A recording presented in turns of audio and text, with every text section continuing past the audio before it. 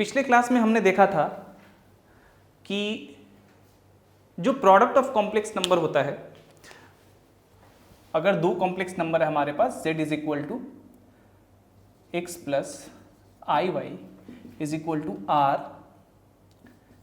Cos theta plus I sine theta, where theta is the amplitude और argument of the complex number z और r is the modulus of z। And अगर हमारे पास एक और complex number हो z dash is equal to x dash plus i y dash is equal to are dash is equal to cos theta dash plus I sine theta dash, तो जो product होता था वो क्या होता था, z dash is equal to are dash into cos theta plus theta dash plus I sine theta plus theta dash, यही होता था। और जो मैग्नीट्यूड होता था z इंटू जेड डैश का, वो क्या होता था, r into R dash is equal to modulus of z into modulus of z dash.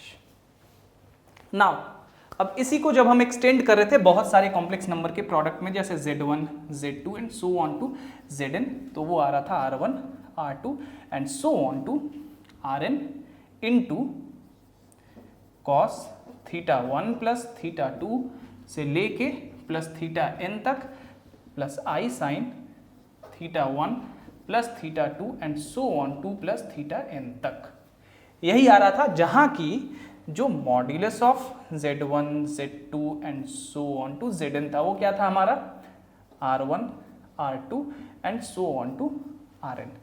अब जब मैं आपको प्रोडक्ट बता रहा था तो मैंने इसको इस तरह से लिख दिया था कि मैग्नीट्यूड ऑफ या modulus of this product is equal to this, जो कि गलत नहीं है, सही है, क्योंकि अल्टीमेटली r1 r2 ये सारे के सारे पॉजिटिव है। तो अगर मैंने मैग्नीट्यूड में डाल ही दिया तो उससे कोई बात नहीं है। और इसी को मैंने लिख दिया था कि modulus of r1 modulus of r2 and so on to modulus of rn, इस तरह करके लिखा था, ये भी गलत नहीं है, ठीक है। बट हमें पता है कि जो r1 क्या है, modulus of z1, r2 modulus of z2 and so on for other r's like r3 and r4 and so on to rn। इसीलिए इसको हमें लिख देना चाहिए कि ये मॉड्यूलस हम हटा देते हैं, ठीक है। सारे बुक्स में ऐसे ही लिखा होता है, इसीलिए मैं बता रहा हूं, ठीक है। तो मॉड्यूलस ऑफ r1 बराबर z1 modulus of z2 and so on to modulus of zn, ठीक है। तो ये थोड़ा याद रखिएगा। अगर मैंने वहाँ पे r1 r2 में मॉड्यूलस लगा दिया तो बहुत से बच्चे ऐसे होंगे जो कि बहुत सारे बुक्स में वैसे नहीं देखेंगे तो कहेंगे कि ये तो गलत हो गया। गलत नहीं है, मैंने वैसे लिख दिया था कि क्योंकि मेरा ध्यान उस समय इतना यहाँ पे नहीं गया था। ये बहुत कॉमन सी चीज़ है, क्योंकि जब हम कॉम्प्लेक्स नंबर डिफाइन करते हैं वहीं पर हम मॉड्यूलस को समझ लेते हैं कि modulus of a complex number क्या होता है, राइट। तो इसीलिए कभी कभार इसको मॉड्यूलस के अंदर दिखा देने से भी ये गलत नहीं है, क्योंकि अल्टीमेटली भाई r तो पॉजिटिव ही है, तो मॉड्यूलस के अंदर भी डालेंगे तो क्या फर्क पड़ता है, वो तो पॉजिटिव ही है ना, वो ऑटोमेटिकली पॉजिटिव है, r इज द मैग्नीट्यूड, ठीक है। तो थोड़ा सा आपको ये चीज ध्यान में रखना चाहिए। अगर कभी ऐसे कहीं और भी आप देख लें तो कंफ्यूज मत करिए, ठीक है ना। चलिए, so this is the product of complex numbers. इसी तरह हमने क्वोशिएंट को भी पढ़ा था, जो आपको पता है, ठीक है। अब ये हमें पता है कि we can actually represent any complex numbers in an Argand plane और Argand diagram, whatever you like to call it. हम किसी भी कॉम्प्लेक्स नंबर को एज पॉइंट्स आर्गन डायग्राम में दिखा सकते हैं। अगर ऐसा है तो ये जो प्रोडक्ट है ये भी तो एक कॉम्प्लेक्स नंबर है, तो इस प्रोडक्ट को भी हम आर्गन डायग्राम में उसी तरह दिखा सकते हैं by using position vectors and जैसे दिखाते हैं एज पॉइंट्स भी, और उसी तरह ये वाला भी प्रोडक्ट हम दिखा सकते हैं किसी आर्गन प्लेन में। बट हम फॉर सेक ऑफ सिंप्लिसिटी हम क्या करते हैं कि इस दो कॉम्प्लेक्स नंबर के प्रोडक्ट को आर्गन प्लेन में दिखाते हैं by using vectors and points, क्योंकि कॉम्प्लेक्स नंबर किसी आर्गन प्लेन में एज पॉइंट्स दर्शाया जा सकता है या फिर पोजीशन वेक्टर के थ्रू दर्शाया जा सकता है।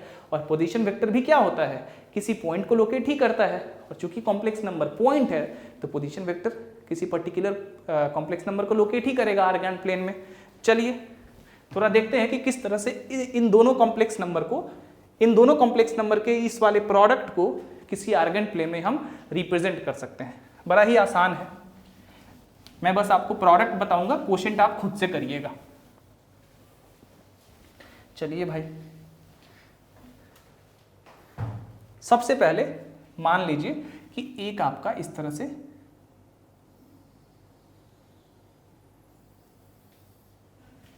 आर्गन प्लेन है, ये एक्स, ये वाई, आपको पता है कि ये इमेजिनरी एक्सिस है, ये रियल एक्सिस है। ठीक है, मान लेते हैं कि यहां पे कोई कॉम्प्लेक्स नंबर है आपका z, और यहां पे कोई कॉम्प्लेक्स नंबर है आपका z डैश। ठीक है, ये ओरिजिन हो गया आपका। डेफिनेटली अगर यहां से देखें तो थीटा जो है ये एम्पलीट्यूड है z का, ये, और थीटा डैश इसका एम्पलीट्यूड है z डैश का। ठीक है, यहां हमें साफ साफ सब कुछ दिख रहा है। नाउ सबसे पहले हमें एक चीज फाइंड करना है कि अगर इस प्रोडक्ट को हमें रिप्रेजेंट करना है तो हमें इस प्रोडक्ट का, यानी कि ये जो कॉम्प्लेक्स नंबर बन रहा है, ये प्रोडक्ट अल्टीमेटली ये कॉम्प्लेक्स नंबर ही बन रहा है, तो ये जो प्रोडक्ट, ये जो कॉम्प्लेक्स नंबर बन रहा है नया वाला, इसके आर्ग्यूमेंट को हमें यहाँ पे रिप्रेजेंट करना है। आर्ग्यूमेंट क्या है भाई? Theta plus theta dash. तो थीटा प्लस थीटा डैश हमें देखना है कि कैसे हम ले आ सकते हैं। एक बार हमने थीटा प्लस थीटा डैश को लोकेट किया, यहाँ पे रिप्रेजेंट किया डायग्राम में, हम आसानी से इस प्रोडक्ट को दर्शा सकते हैं यहाँ पे। चलिए देखते हैं। अब थीटा प्लस थीटा डैश, अगर हम एक यहां से, सबसे पहले एक यहां से ये लाइन खींचे और इसको नाम रख दें P, और ये ZP हम इस तरह से ड्रॉ करें कि OP is equal to unity हो, यानी कि एक यूनिट है। ठीक है, अब unit that is 1 unit. Unit आप कुछ भी रखिए, metre, centimetre, whatever you want. और यहां से हम क्या करते हैं कि एक इस तरह से ड्रॉ करते हैं लाइन, और इसको यहां से ऐसे ड्रॉ करते हैं। इसको नाम रख देते हैं, हम यहाँ P रखा है, यहाँ Q रख देते हैं, और ये जो एंगल है इसको हम लोग थीटा ही रखते हैं, यानी कि ये angle POZ is equal to angle Z dash OQ, right. And we suppose that triangle OPZ and triangle OQZ dash are drawn in such a manner that these two triangles are similar. इनको इस तरह से हमने draw किया है कि ये दोनों सिमिलर हैं। चलिए भाई, सिमिलर है तो ये क्लियरली हमारा R डैश है, ये R है, OP 1 यूनिट है। Draw ZP on real axis such that OP is equal to 1 unit। हमने यहां भी दिखाया है, यहां भी मैं दिखा देता हूं। Also with OZ dash as base, draw triangle OZ dash Q such that, हाँ ठीक है, such that angle QOZ dash is equal to theta and triangle OQZ dash is similar to triangle OPZ। ये similarity का sign होता है, ठीक है ना। मैं सपोज कर रहा हूँ कि आपको बेसिक जियोमेट्री पता है, अगर नहीं पता है तो कहिएगा, मैं एक स्पेशल क्लास उसके लिए ले लूँगा। चलिए, तो ये हो गया इतना। चलिए भाई, अब मैंने कहा था कि आपको थीटा प्लस थीटा डैश, यानी कि ये जो कॉम्प्लेक्स नंबर है इसका एम्पलीट्यूड आपको पता एक बार हो गया ना, लग गया, तो आप आसानी से इस प्रोडक्ट को यहाँ पे रिप्रेजेंट कर सकते हैं।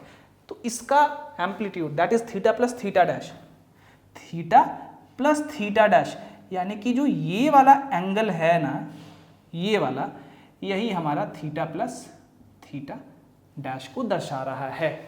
That means vector OQ is definitely represent the complex number Z dash which is at the point Q।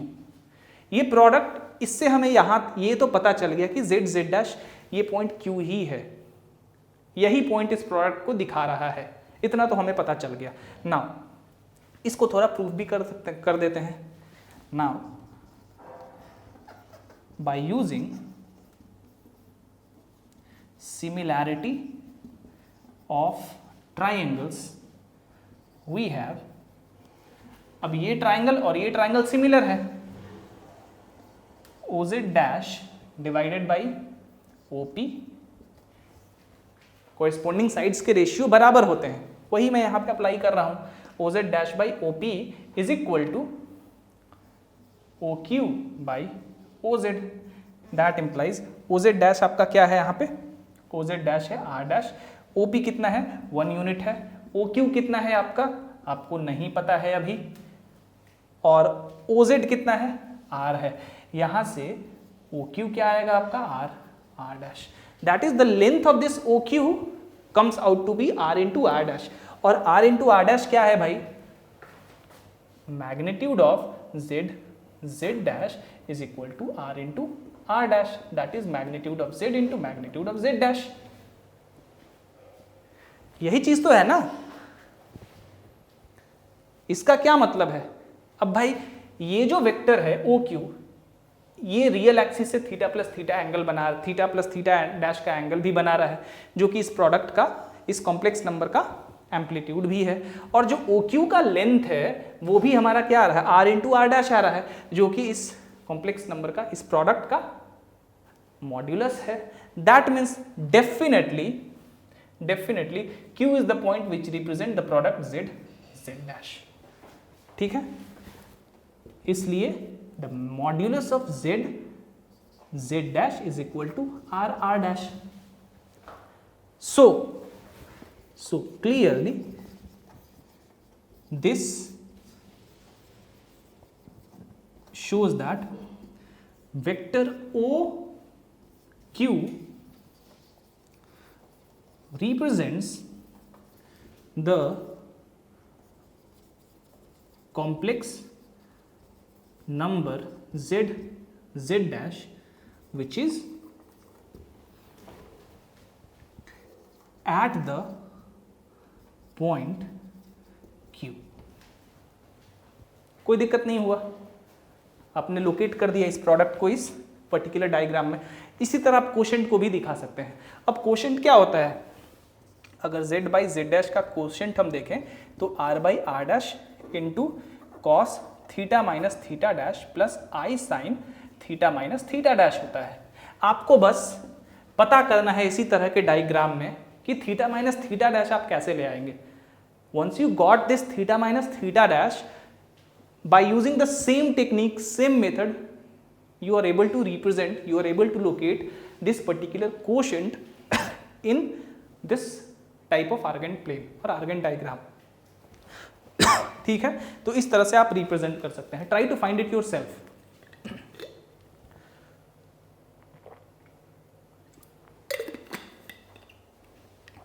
चलिए इसको खुद से ट्राई करिए, क्वेश्चन आप कर सकते हैं आसानी से। ठीक है, इससे आपको पता चलेगा कि आपका कॉन्सेप्ट कितना डेवलप हुआ है। चलिए भाई आगे बढ़ते हैं। अब अगर क्वेश्चन नहीं बने, क्वेश्चन आप नहीं लोकेट कर पाए तो मुझे बताइएगा, मैं फिर से बताऊंगा। अब जैसा कि मैंने कहा था कि हम लोग कुछ प्रॉब्लम्स करने वाले हैं, तो चलिए अब थोड़ा सा आज के क्लास में जो हमारे पास बाकी का समय है उसमें हम लोग कुछ प्रॉब्लम्स देख लेते हैं। ठीक है, कुछ छोटे छोटे प्रॉब्लम्स, ताकि आपका कॉन्सेप्ट क्लियर हो जाए।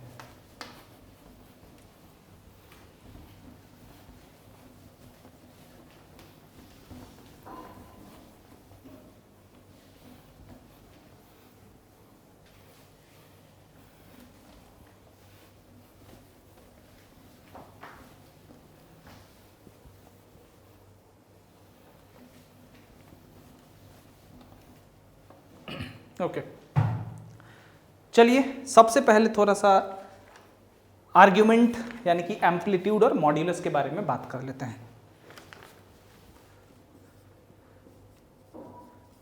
Find the modulus and argument of argument of a z is equal to √3 plus i, b z is equal to √3 minus i, c z is equal to minus √3 plus i and d z is equal to minus √3 minus i. ठीक है, चारों quadrant में एक एक complex number मैंने लिखा है और चीज़ों को एज सिंपल एज पॉसिबल रखा है ताकि आपको बस समझा सकूं। सबसे पहले a देखते हैं भाई।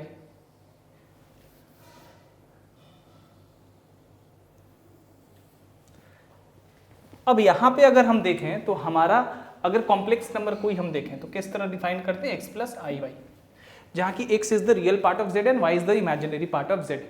अब यहां पे रियल पार्ट क्या है, x क्या है प्लस √3 और y क्या है 1, i का कोफिशिएंट कितना है 1 है, प्लस √3 और प्लस 1 दोनों पॉजिटिव है, यानी कि ये कॉम्प्लेक्स नंबर z जो है पहले क्वाड्रेंट में हमारा होगा, मान लेते हैं यहां पे z है। चलिए, इससे हमें पता चल गया कि ये पहले क्वाड्रेंट में है। ये इसका डेफिनेटली क्या होगा, सबसे छोटा एंगल होगा पॉजिटिव x एक्सिस से, यानी कि पॉजिटिव रियल एक्सिस से, जो कि z बना रहा है। ठीक है, तो यहां पे एम्पलीट्यूड और प्रिंसिपल वैल्यू ऑफ एम्पलीट्यूड दोनों सेम होगा। Now we are concerned about principal value of the argument और principal value of amplitude, whatever you like to call it. हमें बस प्रिंसिपल वैल्यू ऑफ एम्पलीट्यूड के बारे में देखना है। अगर किसी भी पर्टिकुलर प्रॉब्लम में आपको एम्पलीट्यूड या आर्ग्यूमेंट के बारे में कोई चर्चा नहीं है तो आपको वहां पे इमेजिन करना है, अज्यूम कर लेना है कि आपसे क्वेश्चन पूछ रहा है प्रिंसिपल आर्ग्यूमेंट के बारे में। ठीक है, ये इमेजिन कर लेना है, यही कॉन्सेप्ट होता है कॉम्प्लेक्स नंबर का। Unless otherwise stated anything, you have to assume that the problem, the question which is in front of you asks you about the principal value of amplitude, that's it। तो यहाँ भी हम सब में principal value of amplitude ही निकालेंगे। अब यहाँ पे तो साफ साफ दिख रहा है कि आर्ग्यूमेंट, अब आर्ग्यूमेंट यहाँ पे ढेर सारा होगा। मान लीजिए ये थीटा होगा तो थीटा प्लस 2n पाई भी इसका एक आर्ग्यूमेंट होगा। ठीक है, तो आर्ग्यूमेंट इन्फिनिटी होंगे, बस प्रिंसिपल आर्ग्यूमेंट हमें कंसर्न करना है यहाँ से, क्योंकि उसी में दिक्कत होती है बहुत सारे बच्चों को। चलिए भाई, तो क्या होता है tan थीटा, ये अगर थीटा है तो tan थीटा क्या होता है हमारा y बाई एक्स। y कितना है 1x √3। अब पहले क्वाड्रेंट में यानी कि थीटा कितना 30 degree, that is pi by 6। So amplitude हो गया पाई बाई 6 और मॉड्यूलस तो हमें पता ही है √3 का स्क्वायर प्लस 1 का स्क्वायर 4, 3 1 4 और बाहर निकल के रूट से 2 से हो जाएगा 2। ठीक है, तो मॉड्यूलस तो सब में, सबका मॉड्यूलस सेम ही होगा 2। ठीक है, तो मॉड्यूलस तो आपको पता चल गया। तो सबसे पहले वाले में थीटा कितना होगा, इसमें होगा principal value of z is equal to कितना पाई बाई 6 और मॉड्यूलस 2 होगा तो वो मैं नहीं दिखा रहा हूं। अब दूसरा वाला देखते हैं। दूसरे में कह रहा है z is equal to √3 minus i, यानी कि x पॉजिटिव है बट y आपका नेगेटिव है, तो डेफिनेटली x पॉजिटिव और y नेगेटिव। ये किस क्वाड्रेंट में आएगा, ये चौथे क्वाड्रेंट में आएगा हमारा ना। तो दूसरा वाला जो है उसमें जो कॉम्प्लेक्स नंबर होगा या कहाँ आएगा, चौथे क्वाड्रेंट में कहीं यहाँ पे आएगा। ठीक है, ये आपका थीटा होगा, ये नेगेटिव होगा हम, क्योंकि एंटी क्लॉकवाइज डायरेक्शन में हम, सॉरी क्लॉकवाइज डायरेक्शन में घूम रहा है ये, और यही सबसे छोटा एंगल है जो कि पॉजिटिव रियल एक्सिस से ये कॉम्प्लेक्स नंबर z जो है इज इक्वल टू √3 माइनस आई बना रहा है। ठीक है, और जनरली यही हम आर्ग्यूमेंट के रूप में लेते हैं जनरली। और प्रिंसिपल आर्ग्यूमेंट क्या होता है, प्रिंसिपल आर्ग्यूमेंट हमेशा जब पाई से बड़ा थीटा और छोटा या बराबर पाई तक रहे, यही प्रिंसिपल आर्ग्यूमेंट होता है। चलिए भाई देखते हैं। तो यहाँ पे थीटा इज tan थीटा क्या हो जाएगा, tan थीटा हो जाएगा आपका यहाँ से -1 by √3।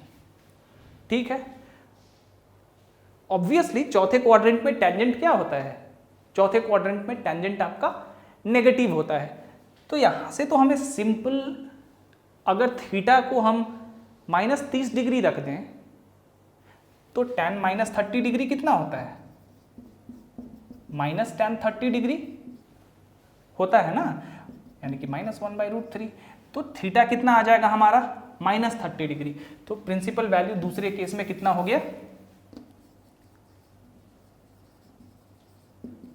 Principal value of z is equal to -π/6।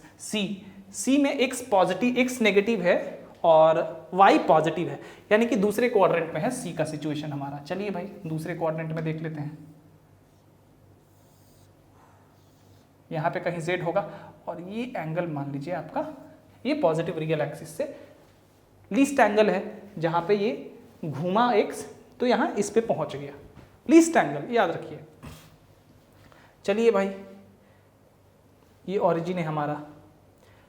अब यहाँ पे tan थीटा क्या होगा? दूसरे क्वाड्रेंट में टेंजेंट क्या होता है? नेगेटिव होता है, बस इसको याद रखना है।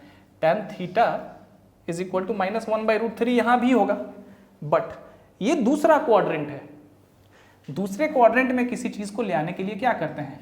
tan π - theta is equal to -tan theta. सबसे पहले आपको पता है करना है कि टेंजेंट थीटा का लीस्ट पॉजिटिव वैल्यू कौन सा है, जिसपे कि टेंजेंट नेगेटिव टेंजेंट 1/√3 होता है, पॉजिटिव 1/√3 होता है, तो वो 30 डिग्री होता है। तो अब थीटा के जगह यहाँ क्या करेंगे? पाई में से क्या करेंगे? 30 डिग्री यानी कि π/6 घटा देंगे, ठीक है। तो हमें क्या मिलेगा? -tan π/6 और रिजल्ट क्या आएगा? -√3 जो कि इसके बराबर है। तो थीटा के जगह क्या है आपका? π/6, तो थीटा इज इक्वल टू क्या आ गया? π - दैट इज 5π/6। तो यहाँ पे प्रिंसिपल वैल्यू क्या हो गया? 5π/6। चौथा केस देखते हैं। चौथे में भाई दोनों नेगेटिव है, x y दोनों, यानी कि चौथा जो सिचुएशन है हमारा वो डेफिनेटली ये बन रहा है इस तरह से, ठीक है। यहाँ पे z है कहीं, ये एंगल मान लीजिए आपका थीटा है। यही प्रिंसिपल वैल्यू ऑफ आर्ग्यूमेंट होगा ऑब्वियसली, क्योंकि ये लीस्ट एंगल है जहां से ये OX घूम के इस लाइन पे पहुंच जाएगा। चलिए देखते हैं। अब तीसरे क्वाड्रेंट में टेंजेंट पॉजिटिव होता है, ये आपको ध्यान में रखना है। और tan theta is equal to यहाँ पे क्या हो जाएगा? y/x। तो y कितना है? माफ करिएगा -1, और x कितना होता है? -√3। कट के कितना आ गया? 1/√3। लेकिन अब ये नहीं कि पॉजिटिव आया तो आपको theta is equal to 30 degree ले लेना है, नहीं भाई। आपका जो वैल्यू है ऑब्वियसली 1/√3 आ रहा है, पॉजिटिव भी आ रहा है, बट टेंजेंट आपका तीसरे क्वाड्रेंट में पहुंच रहा है, क्योंकि एंगल आपको ये जो लाइन है ये तीसरे क्वाड्रेंट में आ रहा है, बट तीसरे क्वाड्रेंट में हाँ टेंजेंट पॉजिटिव होता है। अब तीसरे क्वाड्रेंट में आप क्या क्या काम कर सकते हैं? एक तो आपको पता है कि tan अगर इस तरह से डायरेक्ट चलें, ठीक है, तो हाँ ये पॉजिटिव हो जाएगा। बट अगर हम tan पाई प्लस देखिए ध्यान दीजिए, tan पाई प्लस थीटा करें तो क्या आता है? tan थीटा आता है। पाई प्लस थीटा यानी कि tan थीटा, ट्रिगोनोमेट्री आपको याद होगा, मैंने बताया है। तो ये चीज तो होता है भाई, बट सबसे पहले ये देखिए कि अगर हमें पाई और प्लस ये वाला एंगल निकल जाए, इस थीटा को अभी भूल जाइए भाई, इस थीटा को एकदम भूल जाइए, ठीक है। हाँ याद रखिए कि ये थीटा है जो कि यहां से घूम के क्लॉकवाइज डायरेक्शन में नेगेटिव एंगल यहां पे बना रहा है, ऑब्वियसली, ठीक है, कोई दिक्कत नहीं है।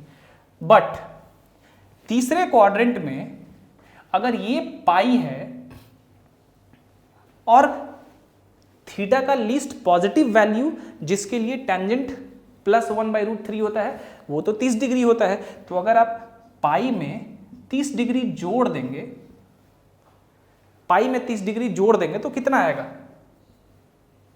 tan π/6, जिसका वैल्यू जो कि यहाँ आपको तीसरे क्वाड्रेंट में पहुंचा भी रहा है पाई प्लस पाई बाई 6 तीसरे क्वाड्रेंट में, और इसका वैल्यू भी 1/√3 होता है। तो ऑफ कोर्स यहीं पे आ रहे हैं आप, तभी वैल्यू 1/√3 हो रहा है तीसरे क्वाड्रेंट में। नाउ इसलिए अब ये कितना आया, tan 7π/6 इज इक्वल टू 1/√3। अब 7π/6 क्या है भाई, 7π/6 आपका ये है, ये वाला एंगल है, ये वाला एंगल है, कितना है 7π/6, और ये वाला एंगल आपका कितना है, ऑब्वियसली π/6 है ये वाला एंगल, π/6। ठीक है, ये एंगल कितना है π/6। हमें प्रिंसिपल वैल्यू ऑफ आर्ग्यूमेंट चाहिए, प्रिंसिपल वैल्यू ऑफ आर्ग्यूमेंट यानी कि थीटा हमें इसी के अंदर चाहिए। अब थीटा उस तरह से हमें लेना है इसके अंदर कि ये भाई साहब अपना यहीं पे रहें, ये अपने पोजीशन को बदले नहीं, और थीटा हमारा इसके अंदर आना भी चाहिए। तो वो कैसे संभव होगा, ये थीटा क्या होगा, थीटा इज इक्वल टू यहां से यहां तक क्या हो जाएगा, -π, नेगेटिव डायरेक्शन में -π, और ये क्या है, इसको हम यहां पे जोड़ देते हैं π/6। ठीक है, इसको हम जोड़ देते हैं इस तरह से एंटी क्लॉकवाइज डायरेक्शन में अज्यूम करके, तो ये हो जाएगा -5/6। Theta is equal to negative of 5/6। अब देखिए, मान लीजिए आप थीटा को ऐसे निकालना चाहते हैं कि थीटा इज इक्वल टू ये पूरा एंगल कितना है पाई में से क्या माइनस कर देते हैं आप, π/6, आपका आता 5π/6। लेकिन आपको ध्यान रहना चाहिए कि ये थीटा नेगेटिव है, तो अंत में यहाँ पे आप एक नेगेटिव लगा दीजिए, यहाँ पे कोई कंफ्यूजन ही नहीं रहेगा। ठीक है, जो नॉर्मली हम निकालते हैं कि बड़ा वाला में से छोटे वाले को घटा दिए, हमें रिक्वायर्ड जो बचा वो मिल गया, तो वो यहाँ से आप देख सकते हैं। बट अंत में आपको नेगेटिव का साइन यहाँ लगाना होगा क्योंकि एंगल नेगेटिव डायरेक्शन में है। तो यहाँ से क्या हो गया, -5/6 आपका प्रिंसिपल आर्ग्यूमेंट। ठीक है, मैंने आंसर लिखा है, एक बार मैच करा लूं। पहला ठीक है π/6, दूसरा भी ठीक है -π/6, तीसरा भी ठीक है और चौथा भी ठीक है। आई होप आपको समझ में आया हो। प्रिंसिपल आर्ग्यूमेंट में कुछ नहीं, और ये बनाने से आपका कॉन्सेप्ट भी अच्छा होगा। तो try to solve it by yourself, खुद से चेक करिए, देखने की कोशिश करिए। आपने ट्रिगोनोमेट्री ठीक से पढ़ा है ना, तो आपको कोई दिक्कत नहीं होगी।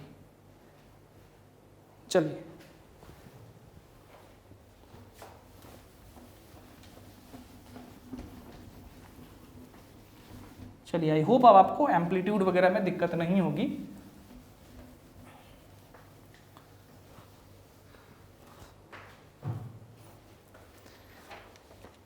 अब ये क्वेश्चन बनाइए, find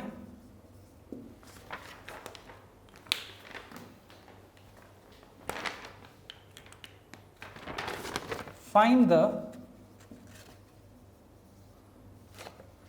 condition so that a plus ib by a dash plus ib dash may be real। आपको ऐसा कंडीशन निकालना है कि ये जो क्वोशेंट है ये रियल हो। चलिए देखते हैं, वी हैव, सॉल्व करते जाइए भाई, a plus I B by A dash plus I B dash. Conjugate of complex numbers आपको पता है, ठीक है। अब कॉन्जुगेट ऑफ कॉम्प्लेक्स नंबर्स में एक चीज और देखिएगा, अगर f x plus i y is equal to a plus I b है, then f x minus i y is equal to a minus i b होता है। इसको भी याद रखिएगा, ठीक है। यहाँ की ये कोई फंक्शन है, डेफिनेटली एक्स और वाई रियल है, आपको पता है। चलिए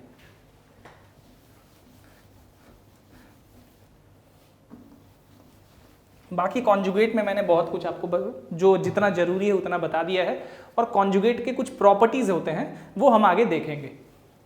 चलिए भाई, अब ये है, अब नीचे वाले को रियल बनाने के लिए डेफिनेटली नीचे वाले को इसी के कॉन्जुगेट से मल्टीप्लाई कर देते हैं। तो a dash minus i B dash by A dash minus i B dash is equal to, इन दोनों का प्रोडक्ट क्या हो जाएगा हमारा, इन दोनों का प्रोडक्ट हो जाएगा a dash minus i a b dash plus i a dash b minus i square b b dash divided by A dash square plus b dash square, कोई दिक्कत नहीं है, इज इक्वल टू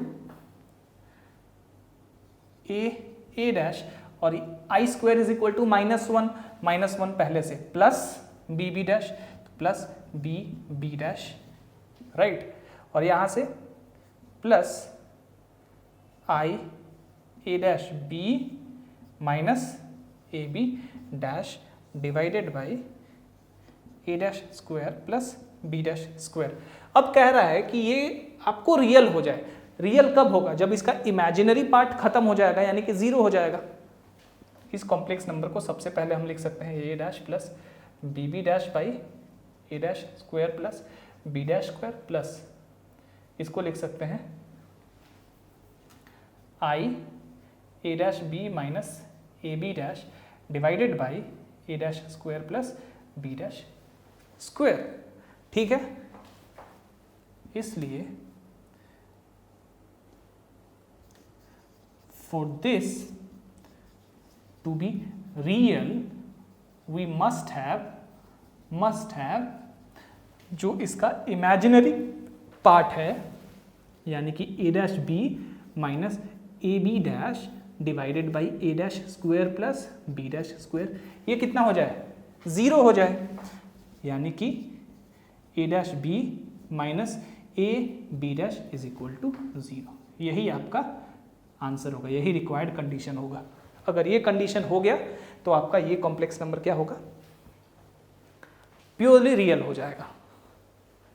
चलिए अब दूसरा problem बनाते हैं।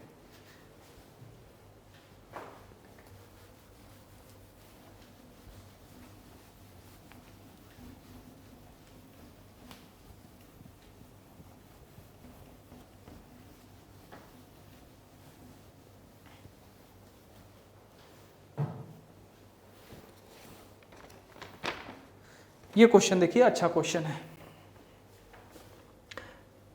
3 what is the principle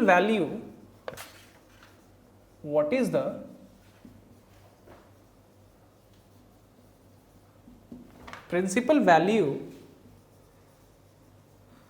of the amplitude of cos 50 degree plus I sin 50 degree whole to the power 6। ठीक है भाई, चलिए अब हमने देखा है कि for any integer n we know that, चूंकि मैंने आपको डी मोइवर्स थ्योरम अभी डिटेल में नहीं बताया है इसीलिए थोड़ा लेकिन मैंने आपको प्रोडक्ट वगैरह अच्छे से बताया है। So we know that for any integer in de Moivre's theorem हम लोग नेक्स्ट क्लास में पढ़ेंगे, we have z to the power n is equal to क्या होता है? z to the power n is equal to क्या होता है? r to the power n into cos n theta plus i sin n theta. अब z बराबर क्या होता है? r into cos theta plus i sin theta, यही होता है ना। इसलिए जब z का वैल्यू यहाँ पे रखेंगे तो r cos theta plus i sin theta is equal to, इसका पावर कितना है भाई? n है, उसको भी रख दीजिए, is equal to r to the power n cos n theta plus i sin n theta. इसलिए r to the power n cos theta plus i sin theta whole to the power n is equal to r to the power n cos n theta plus i sin n theta. r to the power n, r to the power n cancel, इसलिए cos theta plus I sine theta whole to the power n is equal to cos n theta plus I sine n theta. This statement is called de Moivre's theorem. This is called de Moivre's theorem. इसके बारे में हम detail में इसके proof के साथ next class में पढ़ेंगे. बट फॉर नाउ आपको मैंने ये चीज़ पिछले क्लास में भी बता दिया था, बट आपको याद रहे इसलिए फिर मैंने यहाँ पे भी बता दिया है. चलिए, तो ये de Moivre's theorem होता है. For any angle theta and for any integer n, this condition always follows. चलिए भाई, इसी कंडीशन को देखते हुए इस प्रॉब्लम को हम सॉल्व करते हैं और एम्पलीट्यूड को फाइंड करते हैं. सो de Moivre's थ्योरम क्या है हमारा? cos theta plus I sine theta whole to the power n. अब यहाँ n के जगह 6 है और थीटा के जगह 50 डिग्री है, तो लिखेंगे we have from de Moivre's theorem cos theta की जगह कितना है 50 degree plus I sine 50 degree whole to the power 6 is equal to n की जगह क्या है 6 है, तो यहाँ रखेंगे cos और थीटा की जगह 50 6 इंटू 50 6 इंटू 50 यानी कि cos 300 डिग्री प्लस आई साइन 300 डिग्री. ठीक है, दैट मीन्स ये जो कॉम्प्लेक्स नंबर है इसका एम्पलीट्यूड तो हमारा 300 आ रहा है, लेकिन ये प्रिंसिपल वैल्यू ऑफ एम्पलीट्यूड नहीं है. क्यों? क्योंकि प्रिंसिपल वैल्यू ऑफ एम्पलीट्यूड हमेशा माइनस पाई से थीटा बड़ा होता है और छोटा या बराबर पाई तक होता है. तो हमें इस तरह से इस थीटा को ले आना है कि इस पर्टिकुलर इंटरवल में लाई करे. चलिए देखते हैं, कुछ नहीं समझ में आ रहा, सीधे फिगर ड्रॉ कर लेते हैं. 300 डिग्री यानी कि अगर हम इस तरह से घुमाएं तो चौथे क्वाड्रेंट में आएगा, यहाँ से घुमाएं तो ये वाला कुछ एंगल होगा हमारा. ठीक है, मान लेते हैं कि यही थीटा हमारा प्रिंसिपल वैल्यू ऑफ आर्ग्यूमेंट है. यहाँ से यहाँ तक कितना है 300 डिग्री. 300 डिग्री ही है ना पॉजिटिव डायरेक्शन में, क्योंकि 300 क्या है पॉजिटिव वैल्यू है दिया हुआ है, तो ये 300 डिग्री है. अब ये टोटल कितना होता है? टोटल कितना होता है? Theta is equal to total होता है 360 और 360 में से हमें 300 चाहिए, कितना माइनस करेंगे 60 डिग्री. कितना माइनस करेंगे 60 डिग्री. माफ करिएगा, ये थीटा नहीं है, ये थीटा नहीं है हमारा.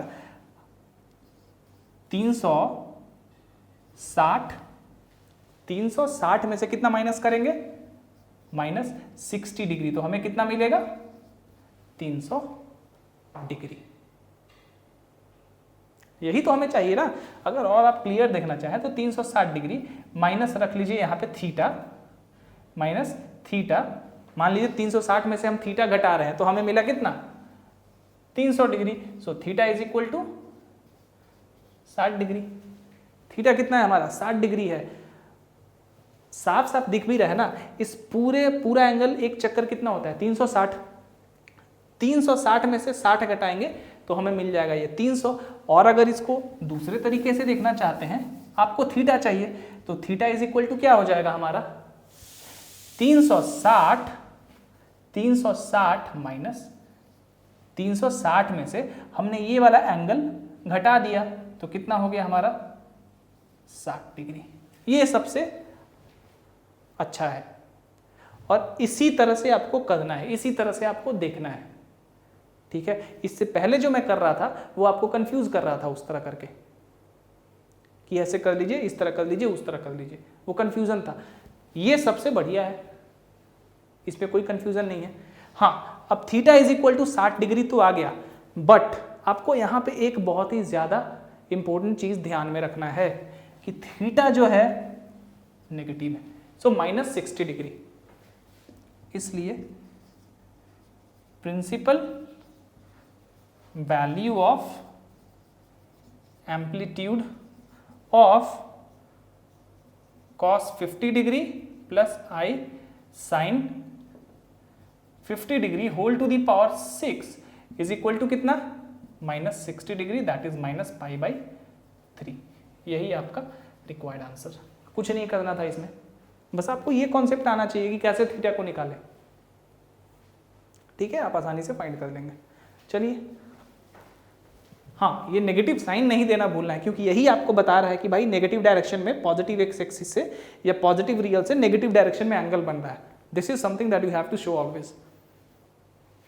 चलिए, अगर नेगेटिव नहीं दिखाना है तो यहाँ पे कॉमा दे के लिख दीजिए in the negative direction from the positive real axis, तो भी चलेगा, तो भी आपका कोई मार्क्स नहीं काट सकता है। चलिए,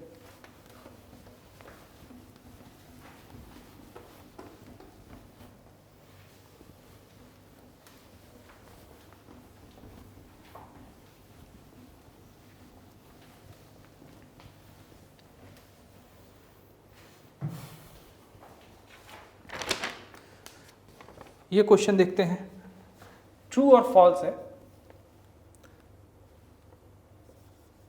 ट्रू और false. 1, if modulus of z is equal to modulus of z dash is equal to 1, z और z डैश कोई दो कॉम्प्लेक्स नंबर्स हैं, एंड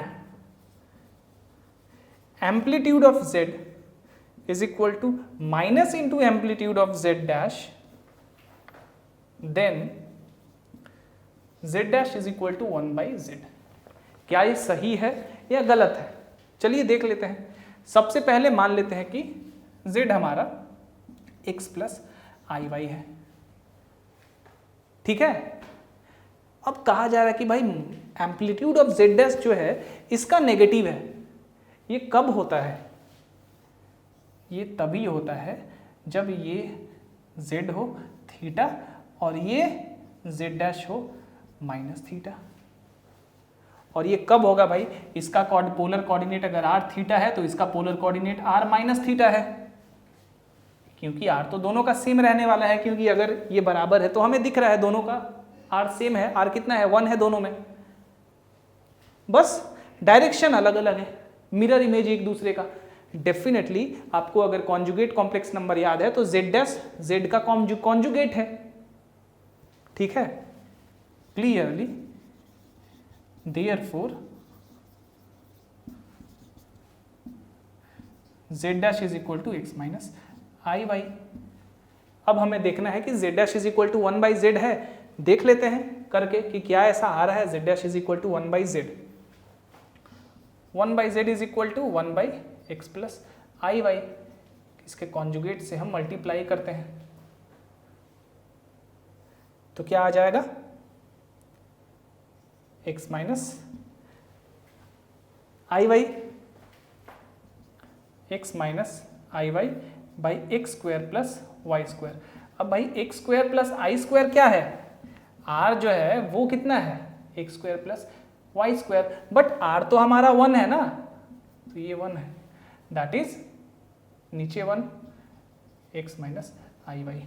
तो क्या 1/z is equal to z dash है? डेफिनेटली है, तो ये क्या है? ट्रू। ट्रू। चलिए एक और बनाते हैं, दूसरा नंबर। दूसरा है कि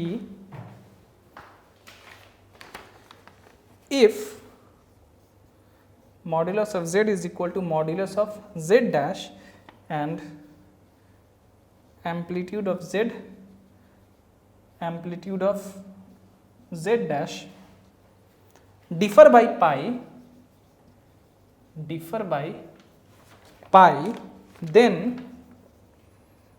z dash is equal to minus z। मुझे तो साफ साफ दिख रहा है कि ये सही है। चलिए आपको भी दिखा देता हूं मैं।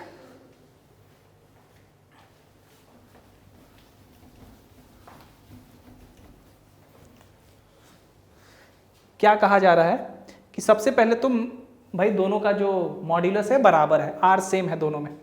अब एम्पलीट्यूड ऑफ z और एम्पलीट्यूड ऑफ z डैश के बीच का जो डिफरेंस है वो पाई है, पॉजिटिव पाई। मान लेते हैं कि z यहां पे है पहले क्वाड्रेंट में। अब इसका जो एम्पलीट्यूड है वो कितना है, एम्पलीट्यूड ऑफ z और amplitude of z dash, that is amplitude of z minus amplitude of z dash is equal to pi है।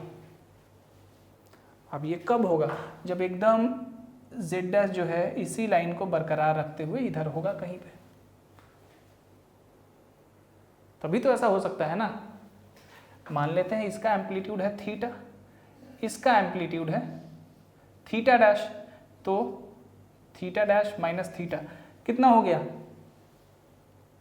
थीटा डैश माइनस थीटा कितना हो गया, पाई के बराबर हो गया।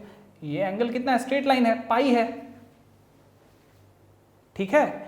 मैंने यहाँ पे amplitude of z minus amplitude of z dash लिखा है, आप यहाँ पे लिख सकते हैं कि amplitude of z dash minus amplitude of z is equal to pi, ठीक है, यहाँ पे लिख लीजिए, क्योंकि यहाँ से हमें वही, हमने फिगर उसी तरह से बना दिया है, तो कोई दिक्कत नहीं है, ले लेते हैं, पॉजिटिव सेंस में है ही,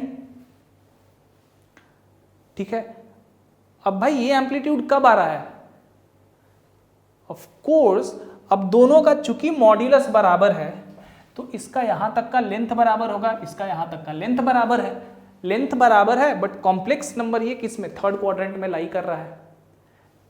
तो अगर z is equal to x plus i y है तो z डैश कितना होना चाहिए, minus x minus i y, that is minus x plus i y, that is x plus i y क्या है, z, तो z dash is equal to minus z, z dash is equal to minus z। हाँ ये भी सच है। अब ये हो सकता है आपको ऐसा लग रहा होगा कि हो सकता है कि z तीसरे क्वाड्रेंट में है, बिल्कुल हो सकता है, तो z डैश इधर होगा, इस क्वाड्रेंट में होगा, फिर भी ये एंगल कितना है, डिफरेंस पाई है, दैट्स इट, कोई फर्क नहीं पड़ता है, ठीक है। आप करके देख लीजिए, ये आपके लिए एज अ होमवर्क भी है। तो ये भी क्या है, ट्रू है, ये क्या है, ट्रू। चलिए दूसरा प्रॉब्लम आगे बनाते हैं।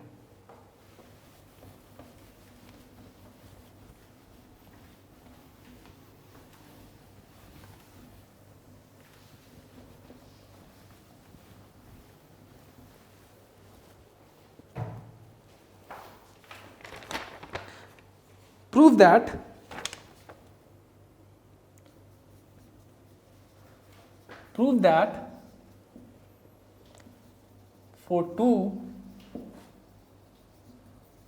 complex numbers z and z dash, modulus of z plus z dash square plus modulus of z minus z dash square is equal to 2z square plus 2z dash square। देख लेते हैं, चलिए क्या करना है इसमें। Suppose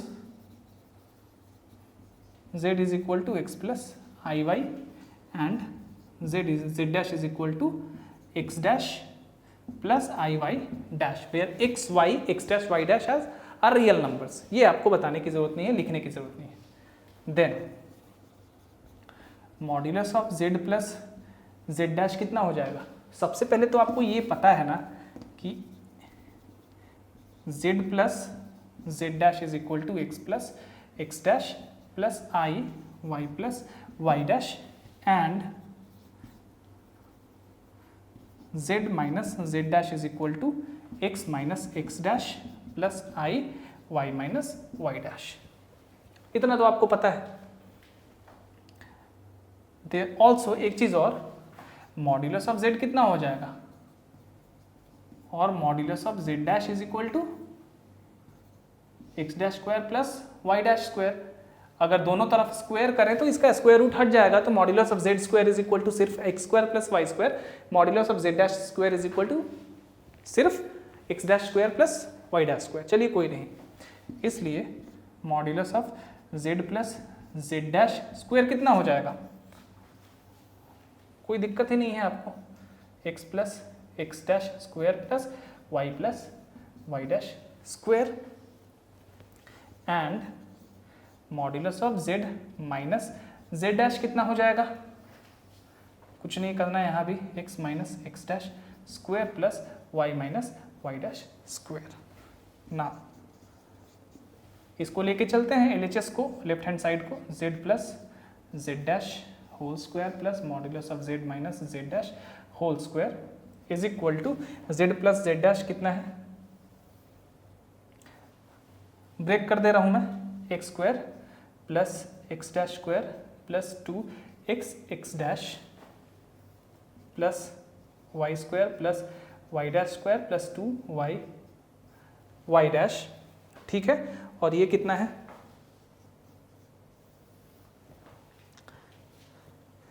x square plus x dash square minus 2x x dash plus y square plus y dash square minus 2y y dash, ठीक है। स्क्वायर और यहां भी होल स्क्वायर, यहां तक तो कोई दिक्कत नहीं है ना। अब होल स्क्वायर है तो मॉड्यूलस तो ये स्क्वायर रूट तो खत्म हो जाएगा, तो यहाँ पे कितना आ जाएगा, यहाँ देखिए ध्यान से, x square plus y square plus x dash square plus y dash square plus 2x x dash plus 2y y dash plus उसी तरह x square plus y square plus x dash square plus y dash square minus 2x x dash minus 2y y dash, ये और ये खत्म हो गया। अब यहाँ से आ गया कितना आपका, यहाँ से आ गया 2x square plus x square 2x square, y square plus y square 2y square, उसी तरह x dash square plus x dash square 2x dash square plus 2y dash square. दो यहाँ से कॉमन ले लेंगे, क्या आ जाएगा, x square plus y square, यहाँ से भी दो कॉमन लेंगे, x dash square plus y dash square, क्या हो जाएगा, z प्रूव्ड। यही तो करना है ना, इसी को स्क्वायर करेंगे तो ये हट जाएगा भाई, ठीक है। वही चीज हमने यहाँ पे प्रूफ कर दिया। तो LHS बराबर RHS, hence we prove the theorem और we prove the problem required. चलिए अब एक लास्ट क्वेश्चन बना लेते हैं।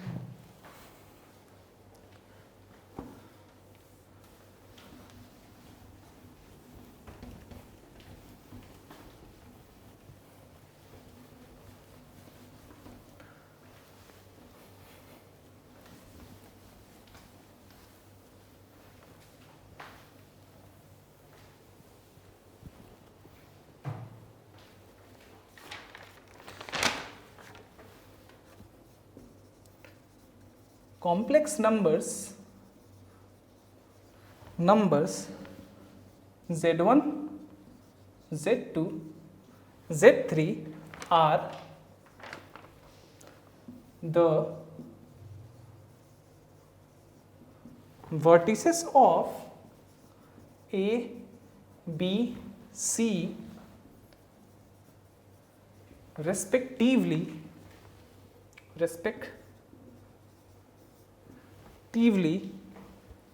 of an equilateral triangle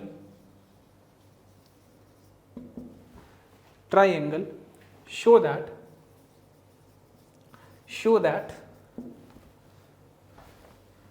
z1 square plus z2 square plus z3 square is equal to z1 z2 plus z2 z3 plus z3 z1, z1 square plus z2 square plus z3 square is equal to z1 z2 plus z2 z3 plus z3 z1, ठीक है।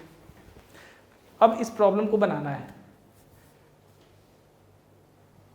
अगर मैं अपने तरीके से बनाऊं तो इस प्रॉब्लम को थोड़ी देर में एक ही साइड में इतना ही दूर में बना दूंगा, बट मैं अज्यूम करता हूं कि मैं आपकी तरह कुछ नहीं जानता हूं अभी, एंड उसी तरह से इस प्रॉब्लम को सॉल्व करने की कोशिश करता हूं जितना मैंने अभी तक आपको पढ़ाया है, उसी तरह से, उसी कॉन्सेप्ट पे, ठीक है। हो सकता है कि ये गलत मैं बना दूं पहली बार में, दूसरी बार सही बनाऊं, हो सकता है तीसरी बार सही बनाऊं, दूसरी बार भी गलत बना दूं। तो इस तरह से इसको हम लोग अभी ट्रीट करने वाले हैं इस प्रॉब्लम को। चलिए, हो सकता है पहली बार में ही बन जाए सही से। कह रहा है कि तीन कॉम्प्लेक्स नंबर है z1 z2 z3 जो कि किसी इक्विलेटरल ट्राइंगल के ए, बी और सी के वर्टिसेस हैं। चलिए ये मान लेते हैं कि हमारा इक्विलेटरल ट्राइंगल है ए, बी, सी, Z1, Z2 और Z3।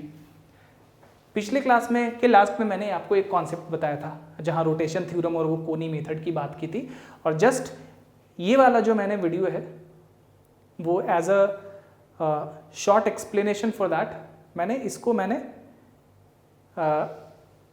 उसी में से निकाल के आपके लिए अलग से अपलोड किया था। तो इस वाले को आप देखिए और मुझे उम्मीद है कि ये देखिएगा तो इसका कॉन्सेप्ट आपका बिल्कुल क्लियर हो जाएगा, एकदम क्रिस्टल क्लियर। अब ये इक्विलेटरल ट्राइंगल है तो ये सारे के सारे एंगल π/3 π/3 π/3 है, राइट। तो इस मेथड से, जिसको हम रोटेशन थ्योरम अभी नाम दे रहे हैं या कुछ भी, चाहे एक इंपॉर्टेंट रिजल्ट, हमें ये तो पता है ना कि अगर इस तरह से ये वेक्टर्स इस तरह से रिप्रेजेंटेड है, ए बी इस तरह से, बी सी इस तरह से और सी ए इस तरह से रिप्रेजेंटेड है, ठीक है। तो हमें पता है कि Z2 minus Z1 divided by Z3 minus Z2 is equal to क्या, magnitude of Z2 minus Z1 by Z3 minus Z2 into cos. अब एम्पलीट्यूड क्या होता है इन दोनों डिफरेंस का, इन दोनों वेक्टर के बीच वाला एंगल जो होता है, याद करिए उससे, बीच वाला एंगल कितना है π/3, BC और AB के बीच का एंगल कितना है π/3, तो कितना हो जाएगा cos π/3 plus I sin π/3, right. चलिए अब Z माइनस Z1 का मैग्नीट्यूड, Z2 माइनस Z1 यानी कि AB, तो इसको लिख सकते हैं AB, और ये BC मैग्नीट्यूड ही है, ठीक है। चलिए इस तरह से वेक्टर पे का साइन दे दे रहा हूं मैं। अब cos π/3, cos 60 डिग्री का वैल्यू कितना होता है 1/2 प्लस I √3/2, यही होता है। अब ये और ये कट गया, इक्विलेटरल ट्राइंगल है तो सारे साइड के लेंथ बराबर है, इसलिए खत्म हो गया। ऑल्सो उसी तरह से सिमिलरली इसी तरह से देखेंगे कि इसके और इसके बीच का एंगल कितना है π/3 है, तो Z3 minus Z2 divided by Z1 minus Z3 is equal to क्या 1/2 प्लस I √3/2। इसी तरह से आप करके देख लीजिए, कोई फर्क नहीं पड़ता है। एंड इसके और इसको बीच में देख लिया, इसके और इसके बीच में देख लिया, इसके और इसके बीच में भी देख लेते हैं, यानी कि Z2 माइनस Z1 ये AB और इसके बीच में, that is Z3 minus Z1, ये भी करके हमने देख लिया। तो ये कितना आ गया हमारा, ये भी आ गया 1/2 प्लस I √3/2। कोई दिक्कत नहीं यहां भी, चलिए यहां भी कोई दिक्कत नहीं है। अब ये तीनों हमारा बराबर आ रहा है, तीनों बराबर आ रहा है, तो therefore Z2 minus Z1 by Z3 minus Z2 is equal to Z3 minus Z2 divided by Z1 minus Z3 is equal to Z2 minus Z1 divided by Z3 minus Z1, ठीक है। ये तो आ रहा है। अब यहां से एक इंपॉर्टेंट चीज है हमारे लिए, जो हो सकता है कि हमें आगे यूज करना पड़े, और इसके बारे में मैं अभी नहीं बता रहा हूं आपको, वो साइन से रिलेटेड है, इतना कह सकता हूं। साइन यानी कि माइनस और प्लस, क्योंकि मैं भी आप ही की तरह भी अज्यूम कर रहा हूं कि एज अ स्टूडेंट मैं इस प्रॉब्लम को बना रहा हूं, जैसे आप इसको करेंगे उसी तरह से। तो जैसा कि मैंने कहा, हो सकता है कि पहली बार में मैं नहीं बना पाऊँ, दूसरी बार में भी नहीं, तीसरी बार में भी नहीं, चौथी बार में भी नहीं, पांचवी बार में बना पाऊँ। तो थोड़ा सा पेशेंस रखिए, ठीक है। चलिए अब ये तो हो गया कि तीनों बराबर है, इतना हमारे लिए क्लियर हो गया। देखते हैं कि ये क्या करता है आगे। इसको मैं इरेज कर रहा हूं, इसका कोई काम नहीं है अभी। सबसे पहले क्या करते हैं कि अब Z3 minus Z1 minus Z3, यहाँ पे Z2 माइनस Z1 है, यहाँ पे इसको और इसको एक साथ लेते हैं, क्योंकि यहाँ पे Z2 माइनस Z1, यहाँ पे Z2 माइनस Z1 कट जाएगा। तो Z1 minus Z2 divided by Z3 minus Z2 is equal to Z2 minus Z1 divided by Z3 minus Z1। ठीक है, चलिए देख लेते हैं करके। ये और ये तो खत्म हो जाएगा। Z2 माइनस Z1, माफ करिएगा, यहाँ पे Z2 माइनस Z1 ही तो था ना, इसको काट देता हूँ।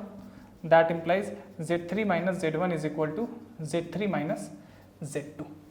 दोनों तरफ स्क्वायर करते हैं, on squaring we get Z3 minus Z1 का whole square is equal to Z3 minus Z2 का होल स्क्वायर।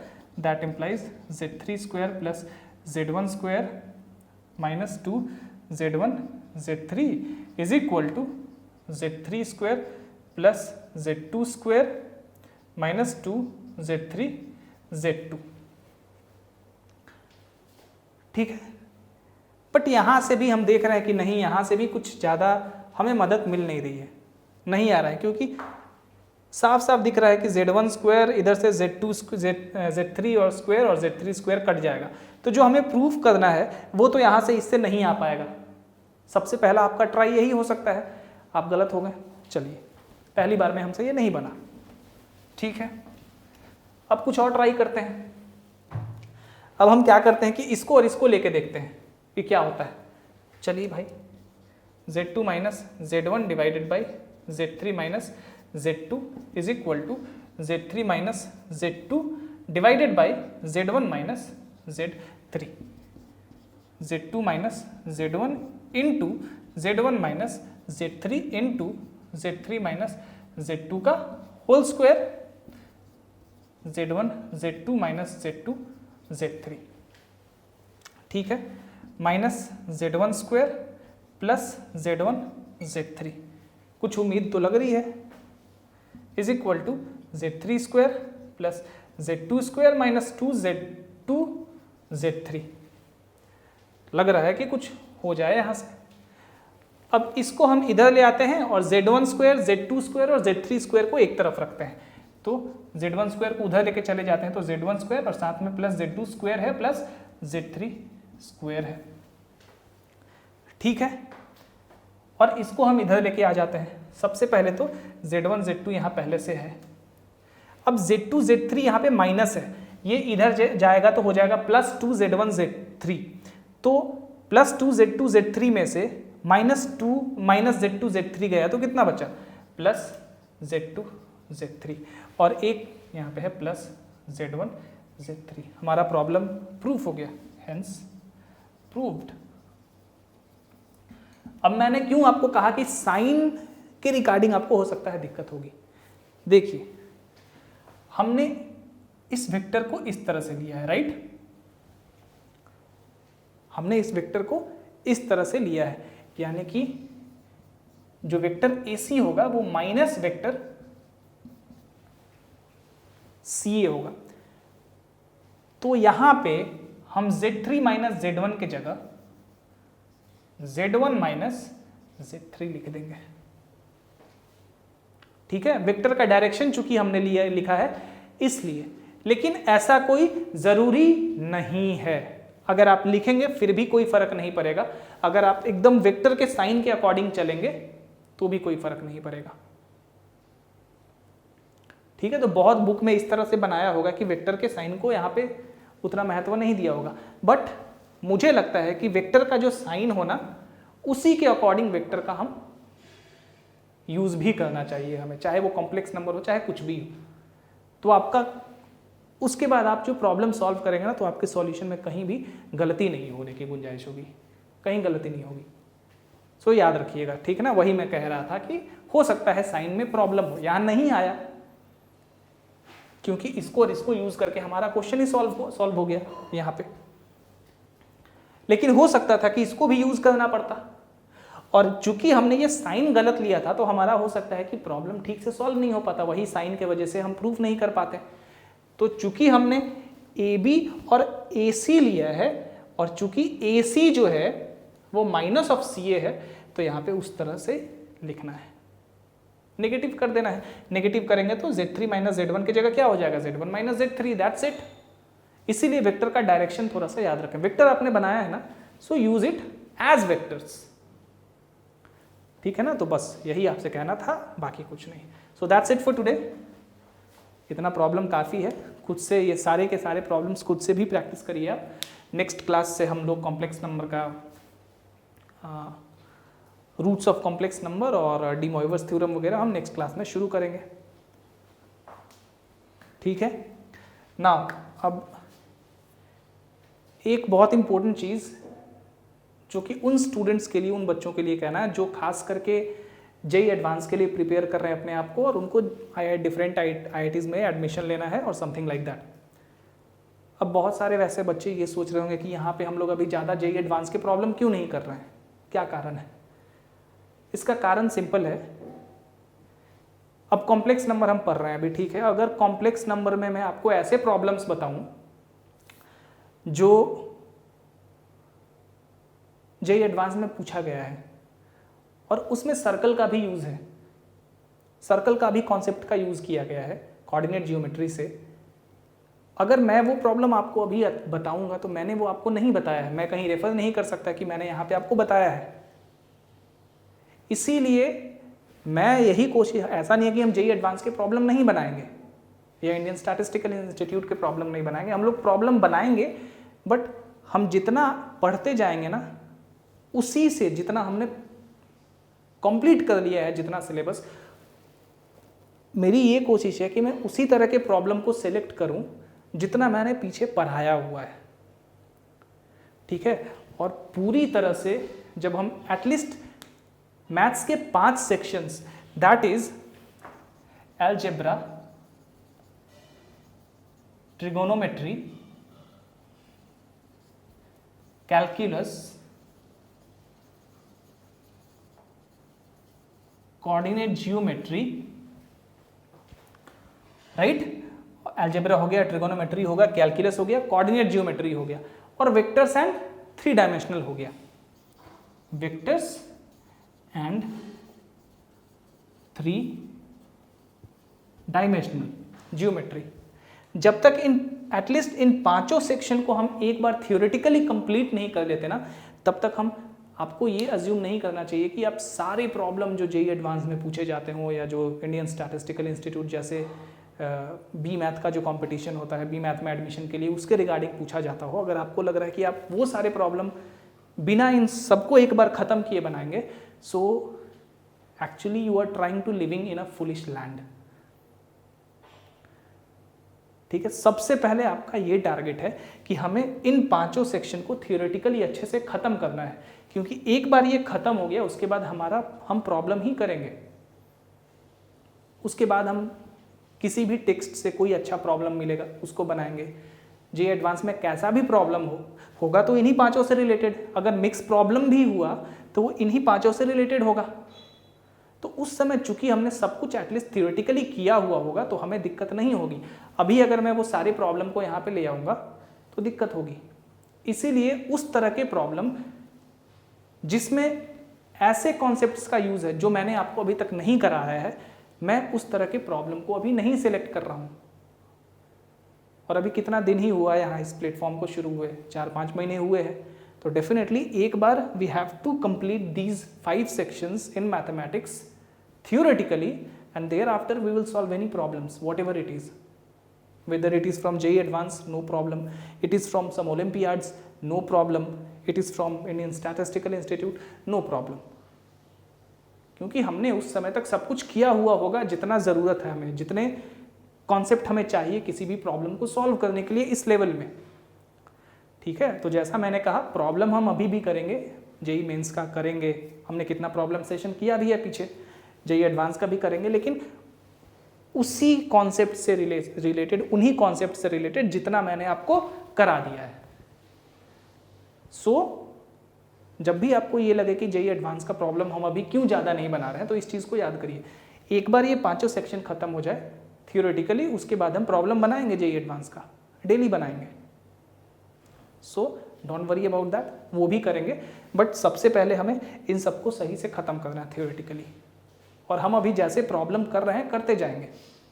जेई एडवांस का अगर कॉम्प्लेक्स नंबर हम जैसे पढ़ रहे हैं, वहाँ पे ऐसे बहुत सारे प्रॉब्लम मिलेंगे जेई एडवांस में जिनमें बस उन्हीं कॉन्सेप्ट्स का यूज़ है जितना कि मैंने पढ़ाया है। अब मान लीजिए किसी कोई प्रॉब्लम मिलता है कॉम्प्लेक्स नंबर में जिसमें एपी का यूज़ हो और जीपी का यूज़ है, तो वो हम सॉल्व करेंगे, भले ही वो जेई एडवांस में आया हुआ हो, बिकॉज एपी और जीपी मैंने आपको बता दिया है। ठीक है, तो प्रॉब्लम हम बनाएंगे अभी भी, बट उन्हीं कॉन्सेप्ट से रिलेटेड जो हमने अभी तक किया हुआ है। ठीक है, और एक बार ये 5 सेक्शन खत्म हो जाए उसके बाद कोई दिक्कत नहीं है, कहीं से भी प्रॉब्लम उठा के बनाने लगेंगे। सो सब बनाएंगे, सारे प्रॉब्लम्स करेंगे, but you have to keep this in your mind कि जब तक पूरा सेक्शन खत्म नहीं होगा प्रॉब्लम नहीं बना पाएंगे। So don't try to be in a foolish land. तो ये ध्यान रखिए, सबसे पहले इसको खत्म करने पे ध्यान देना है हमें। और जैसा कि मैंने कहा प्रॉब्लम हम लोग बनाएंगे, JEE Mains, JEE advance, Indian statistical institute, Chennai mathematical institute, but उन्हीं कॉन्सेप्ट से जिन कॉन्सेप्ट्स को हमने कर रखा होगा। सो इस चीज़ को थोड़ा ध्यान रखिए और इन 5 सेक्शन को सबसे पहले ठीक से थियोरेटिकली कंप्लीट करने पे ध्यान देना है आपको।